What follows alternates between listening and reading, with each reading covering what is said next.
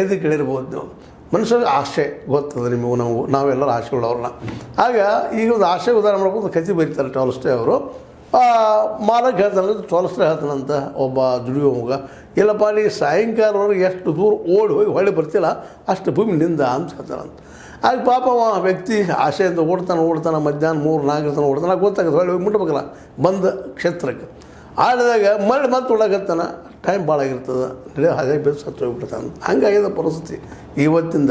ಯಾಕಂತಂದ್ರೆ ಇವತ್ತು ಯತ್ನಾಳ್ ಎಷ್ಟು ದೂರ ಹೋಗಿದಾರಪ್ಪ ಅಂದ್ರೆ ಹೊಳ್ಳಿ ಬರಲಾದಷ್ಟು ದೂರ ಹೋಗಿದ್ದಾರೆ.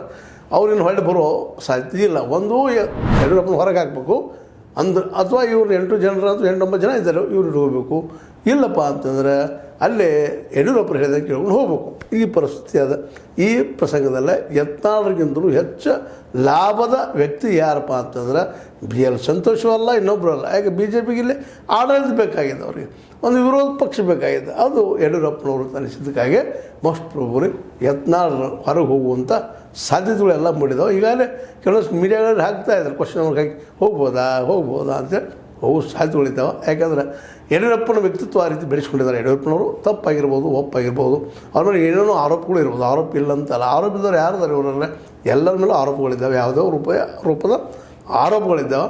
ಅದಕ್ಕೆ ಈ ಆರೋಪಗಳು ಕೆಲವೊಂದು ಭಾಳ ಗಂಭೀರ ಇರ್ಬೋದು, ಕೆಲವೊಂದಿಷ್ಟು ವೀಕ್ ಇರ್ಬೋದು, ಆದರೂ ಆರೋಪಿತರಾಗಿದ್ದಾರೆ. ಇಷ್ಟು ಮಾತ್ರ ಕಾರ್ಯ ಅಂತ ಹೇಳ್ತಾ ಈ ಒಂದು ಸನ್ನಿವೇಶದಲ್ಲೇ ಯಡಿಯೂರಪ್ಪರನ್ನ ಇಟ್ಕೊಳ್ತಾರ ಇವತ್ತಿನ ಮಟ್ಟಿಗೆ ಅಂದಾಗದು ಜಾಣ BJP.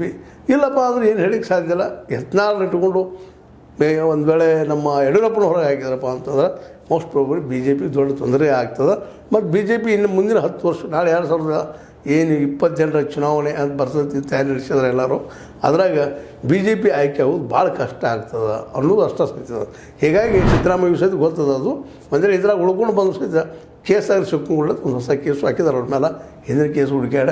ಹೀಗಾಗಿ ಇವತ್ತು ಯತ್ನಾಳ್ ಒಂದು ರೀತಿ ಅಡ್ಡ ಕತ್ತರಿಸಿಕೊಂಡಂಗಾಗಿದ್ದಾರೆ. ಎತ್ತು ಬರ್ದಂಗೆ ಹತ್ತು ಹೋಗೋದಾಗ ಭಾಳ ದೂರ ಹುಡುಗಿದ್ದಾರೆ. ಹೊಳ್ಳಿ ಮರಳಿ ಮೂಲ ಜಾಗ ಬರೋದು ಭಾಳ ಕಷ್ಟದ ಕೆಲಸ ಅದ. ಅದಕ್ಕೆ ಯಾವುದೇ ಹೆಜ್ಜೆ ಇಡೋ ಮುಂದೆ ಒಮ್ಮೆಲ್ಲ 10 ಸಲ ಯೋಚನೆ ಮಾಡಬೇಕಾಗ್ತದೆ ಅಂಥೇಳಿ ಈ ಸಂದರ್ಭದಲ್ಲಿ ಸಿದ್ಧ ಮಾತು ನಿಮಗೆ ಹೇಳಿದ್ದೀನಿ. ಇದು ನಿಮ್ಗೆ ಲೈಕ್ ಆಗ್ಬೋದು, ಲೈಕ್ ಆಗದೆ ಇರ್ಬೋದು. ಲೈಕ್ ಮಾಡಿ, ಶೇರ್ ಮಾಡಿರಿ, ಕಾಮೆಂಟ್ ಮಾಡಿರಿ, ಜೊತೆಗೆ ಸಬ್ಸ್ಕ್ರೈಬ್ ತಿಳಿಸಿ ಹೋಗ್ಬೇಡ್ರಿ. ಯಾಕಪ್ಪ ಅಂದ್ರೆ H16 ನ್ಯೂಸ್ ಇದು ಸತ್ಯದ ಕೈಗಳೇ ವಂದನೆಗಳು.